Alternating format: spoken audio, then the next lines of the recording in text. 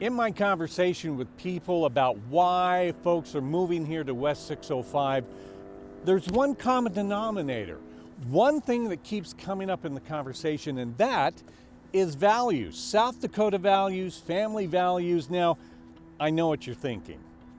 Values is one of those things that the media likes to throw around, right? It's hollow, it doesn't really have any substance. But you know, when you sit down and talk with people honestly and sincerely about their values, they take it very seriously.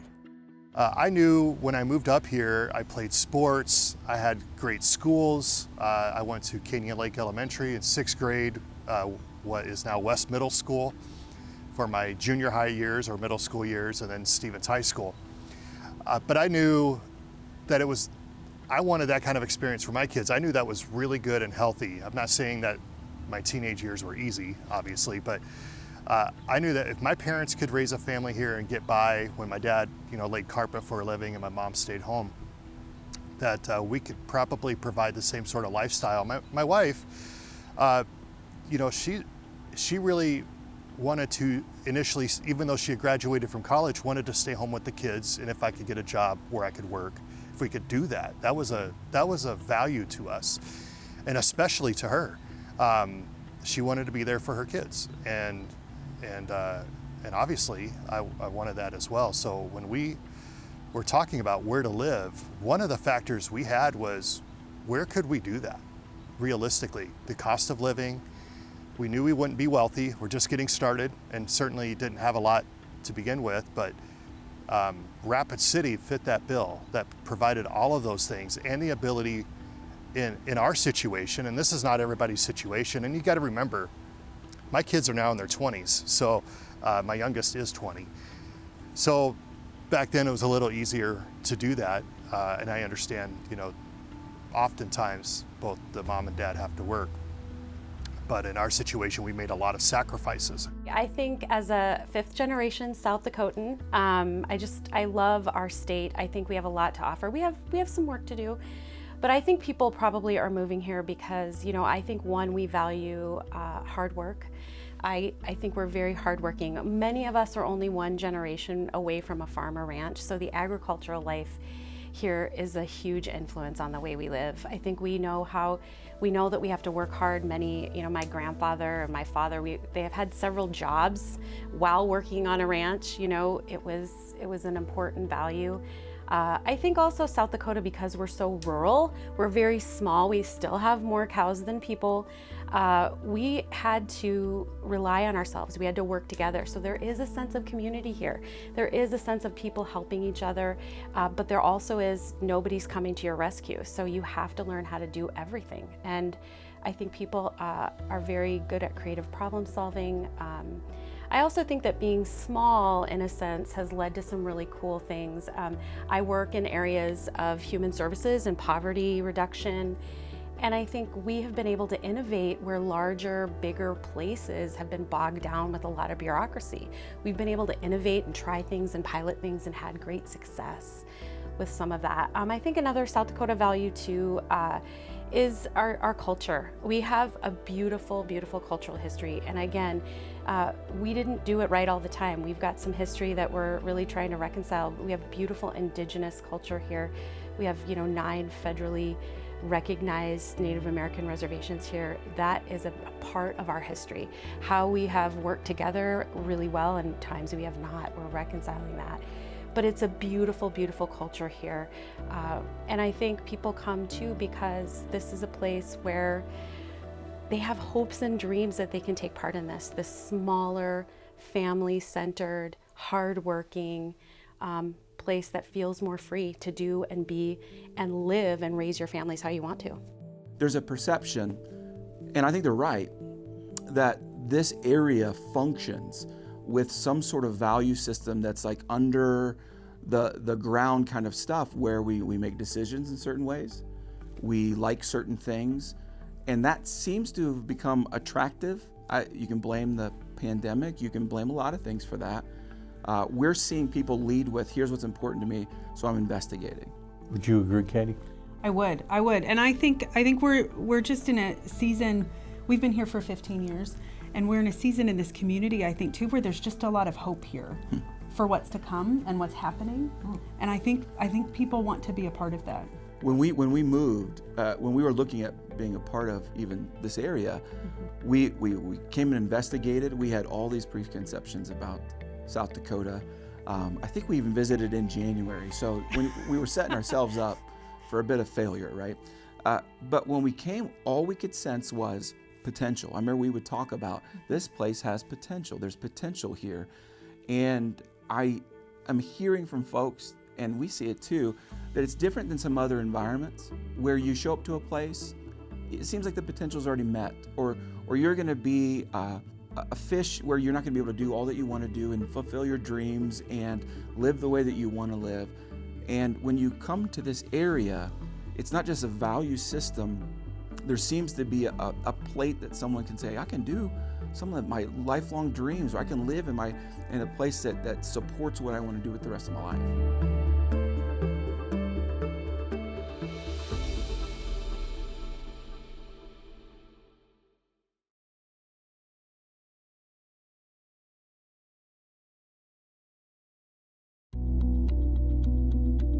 For people moving to West 605, values have a very personal meaning, and they're important.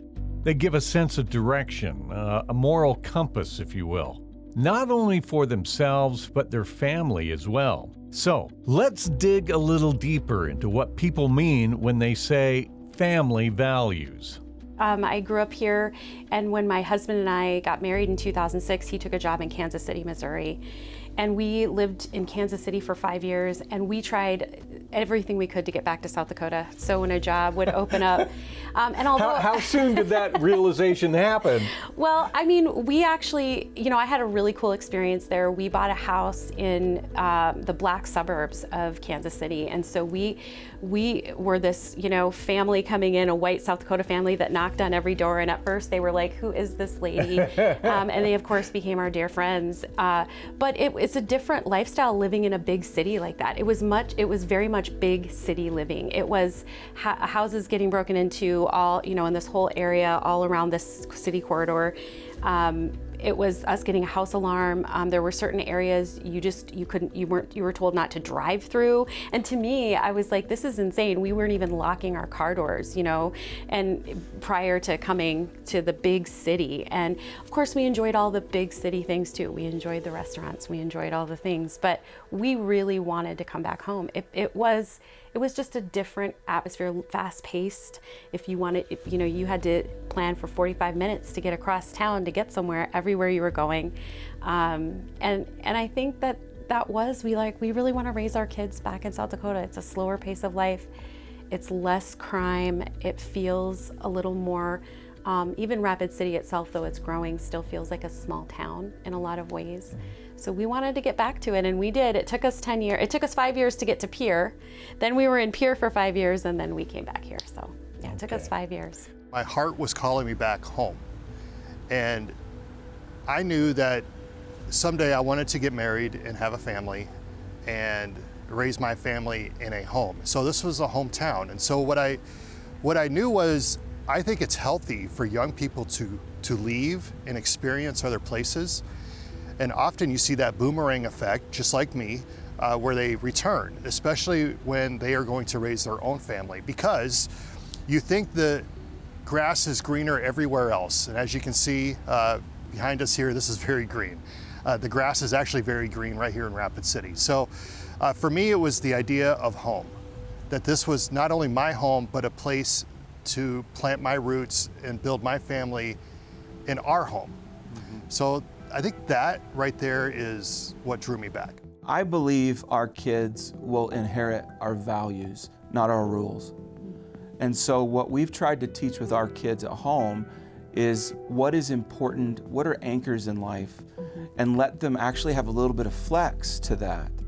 And so I want to pass on a genuine love for other people. So we actually have, I don't know if this is nerdy, but we have family values stated, listed, that even our church adopted as well. One of them is unconditional love.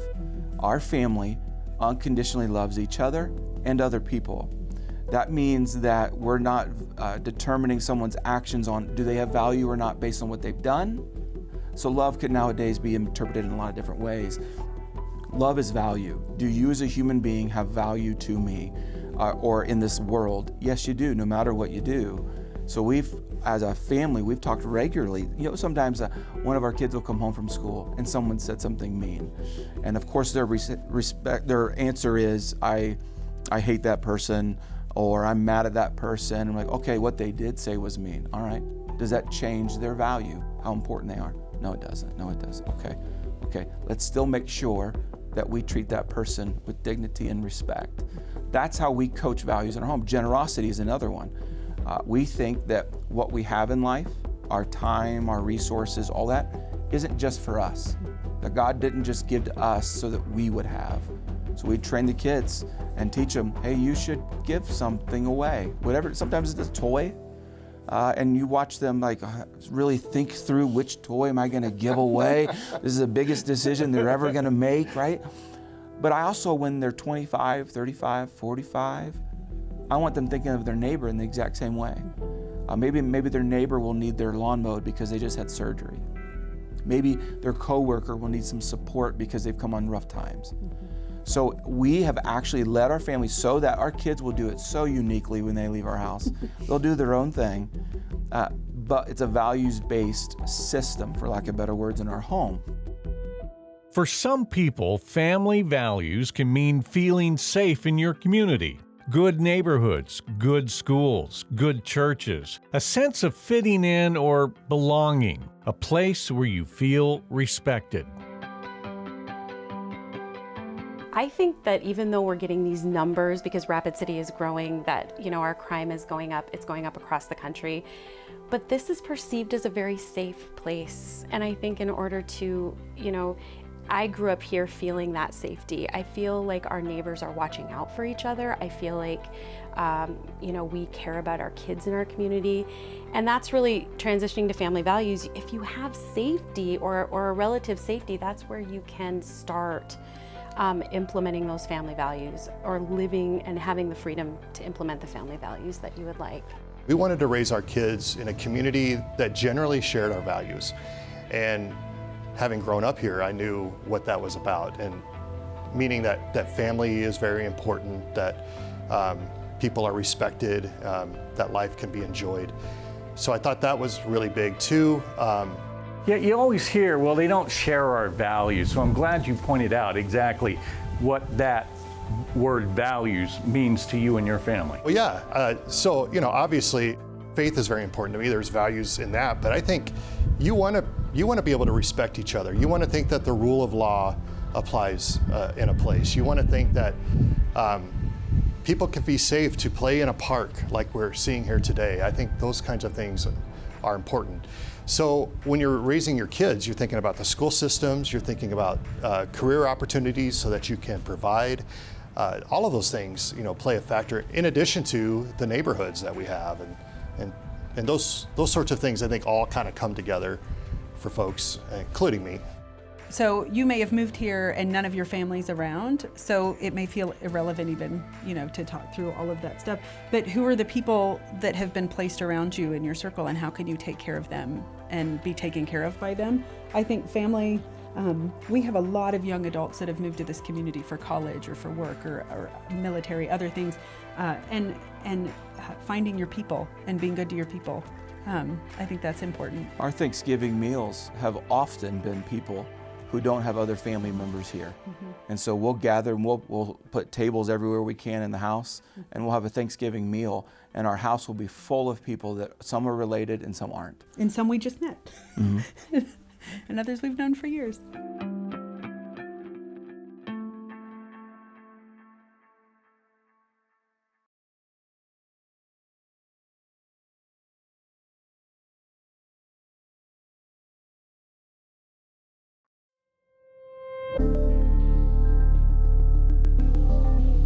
So let's take the next step in this discussion. We've been talking about what people mean when they say family values. But what about this other term we keep hearing, and that's South Dakota values? Well, what does that mean? the folks in this neck of the woods, they live in such a way. It's not even, I hope to one day be able to think this way or process life this way. No, right now, they're not even being optimistic. Like they're not even, it's not even like, wow. No, it's we live this way. We value hard work. We value being a part of doing life the way it should be done. Doing all those things. Those are real, not optimistic, and they're able to play it out in their everyday life with being such a heavy ag area, right? You're able to actually practice what you believe every single day. And so it ends up being a value system that gets, I would say, deeply entrenched. I think even too, though, on an interpersonal level, where you're able to know your neighbors and connect with people and walk it out in the way that you treat one another and see each other, that it's not so fast-paced, that you have the opportunity to really live it out even in the way that you're seeing people and paying attention to people and building relationships with people. I think that's one of our favorite things about this community, has been the opportunity to do that, to not just say that all of those things matter, but to be able to really put it into practice. I think the people here by nature are very accepting. They want people to feel welcome. At the same time, we've been accused of being fiercely independent, and we're not ashamed of that. So essentially, if you are a fooler, you're trying to fool me that you care about my community, but you obviously don't, we'll see it coming a long ways away. And then that person could get a little bit of a cold shoulder. So I think that genuineness is respected, it's a value. Your yes is yes, your no is no. Family is so important. We want our kids to stay here, we want them to come back. And those values of integrity, hard work, tenacity. You know, tenacity is the most important talent you can have. We're fiercely independent, but we're very loyal, and we're hard workers, and we're tenacious. You know, it takes tenacity to calve out 500 cows in the middle of a snowstorm. It takes tenacity to figure out what to do when you have a 500-year flood. It takes tenacity when you lose one of the largest employers in the Black Hills, the closure of Homestake. It takes tenacity to say, oh my gosh, they just put Ellsworth on the closure list. And people bucked up and we got off that list. Truly a miracle. Yeah. And now we're dealing with that next thing, which is, okay, we can't lose the things that we value, and we need to build on that, whether it's our value systems or our economy, or our families, our school system, you know, how we take care of each other. We want to do everything we can in our power to do things on our own before we'll ever ask for help. I think that's sort of an unwritten rule of South Dakota. And it makes things tough, I think, because especially from a mental health perspective, when you don't ask for help, when you're struggling until it gets really bad, I see that. I think that's the double-edged sword of it. One, I think we're resilient and strong and we can do things on our own. But the double-edged sword is we don't ask for help when we need it. And that's a trend I'm kind of seeing, people waiting till things are really bad to come into therapy or come in here to solve that because they don't want to ask for help or they don't want people to know what they're going through. And they kind of sneak in your front door. Yeah, Make they're sure like, the nobody's looking. Confidentiality is very important, yes. Okay. Yeah. And one more thing to keep in mind, even if your idea of South Dakota values differs from your neighbors, you can still be tolerant, you can still be respectful. Yeah, respect. That's another South Dakota value. There are different challenges, but there are opportunities. When new people come here, they come here usually because they are like-minded, because they do value the same things. And I think there's opportunities to learn from the people that come here. You know, we can learn, we can be enriched, we don't have to be afraid of outside opinions or outside ways of doing things. It could be really innovative for us. So I would try to encourage them that way. I think it's normal. No matter who you are or where you come from, you matter. And people did that for me. And then as I've grown in my faith over the years, and I understand that I've been in situations where I've been the minority. I've been in situations where clearly I represent the majority, but at the same time, I hope to leave an example that says, no matter what I believe in, and I obviously I have very strong beliefs, but that I do respect you. And I think that's what's missing today. I think we need to respect each other. That's always been a South Dakota value. It should still be a South Dakota value. And what you hope is that people respect you in return. Family values, South Dakota values. They're not just feel-good catchphrases, they're real. And they're important to people who live here and people who are moving here. They're what set us apart from so many other places across the country. South Dakotans, if you look at negative values or characteristics, when you see laziness, when you see someone deviating from treating someone well, kindly, you're going to start to see a break. You're going to see someone not being able to do all that they want to do, and I think struggle to find their niche in the community because they've mistreated someone, they've misportrayed something. There's a dishonesty there about their life. There's a difference in their public and their private life. It's those, I don't know if those are values, those are more deficits. When those are visible, it's going to be difficult for those individuals to find this area feeling like home. Families look very different. So we don't have just traditional mom, dad, kids. We have all kinds of families here in South Dakota. We've got single parents, we've got same-sex parents, we've got all kind of different. But I think the constant is, families want safety, they want security, and they want to be able to parent intentionally, to be able to pass on their cultural values, pass on their traditional indigenous values, their religious values. Whatever it is, they want to have the environment, the stability of the environment and the freedom to be able to do that. And I think that's probably what I'm hearing the most, is that they can maybe find that here. So cherish those values. Don't take them for granted. And pass them along. Keep them alive. In West 605.